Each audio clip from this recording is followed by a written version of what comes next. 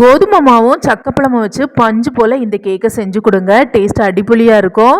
Season முடிகிறதுக்குள்ளே ஒரு முறையாவது செஞ்சு பார்த்துருங்க. இதை செய்கிறதுக்கு சக்கப்பழத்தை விதை எல்லாத்தையுமே எடுத்துட்டு இது மாதிரி பொடியாக கட் பண்ணிக்கோங்க. இப்போ அரை கப்பு சீனியை கடாயில் சேர்த்து இந்த மாதிரி பரத்திட்டு கேரமல் ரெடி பண்ணிக்கோங்க. இந்த அளவுக்கு சீனி முழுமையாக கரைஞ்சி வந்ததுக்கு அப்புறமா அரை கப்பு தண்ணியை கொஞ்சம் கொஞ்சமாக ஊற்றி கரைச்சிடுங்க. இது இறுகி வந்ததும் இதோட கட் பண்ணி வச்சிருக்க சக்கையை சேர்த்துட்டு ஒரு 2 நிமிஷத்துக்கு வேக வைங்க. இப்போ அடுப்பை ஆஃப் பண்ணிட்டு ஆற விட்டுடுங்க. இப்போ மிக்ஸி ஜாரில் பட்டை, கிராம்பு, ஏலக்காய் கூடவே அரை கப்பு சீனியை சேர்த்து நல்லா பவுடர் மாதிரி அரைச்சிடுங்க.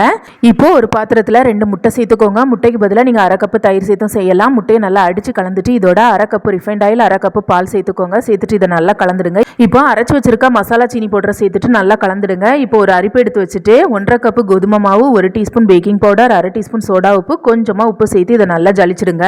இப்போ கரண்டி வச்சு ஒரே டைரக்ஷனில் கட்டி இல்லாமல் கலந்துக்கோங்க. கலந்ததும் நம்ம ஏற்கனவே ரெடி பண்ணி வச்சிருந்த சக்கையில் கொஞ்சமாக மட்டும் வச்சுட்டு மீதி எல்லாத்தையுமே சேர்த்துட்டு இதை நல்லா கலந்துடுங்க. இப்போ கேக் ட்ரேல லைட்டாக எண்ணெய் தடவிட்டு கொஞ்சமாக மாவையும் தூவிட்டு ரெடி பண்ணி வச்சிருக்க பேட்டர் எல்லாத்தையுமே ஊற்றிட்டு நல்லா டேப் பண்ணிக்கோங்க. இப்போ கடைசியாக சக்கையை மேலே இந்த மாதிரி ஸ்ப்ரெட் பண்ணி விட்டுட்டு 10 நிமிஷம் ஃப்ரீ ஹீட் பண்ண குக்கருக்குள்ளே வச்சுட்டு ஒரு 40லேருந்து 60 நிமிஷம் வேக வச்சுக்கோங்க. நல்லா ஆறுனதும் வெளியில் எடுத்துட்டு பீஸ் போடுங்க. பஞ்சு போல் சக்கரை கேக் ரெடி. அப்புறம் என்ன செய்யுங்க, சுவைங்க, ருசிங்க. ரெசிபி பிடிச்சிருந்தா சேனலை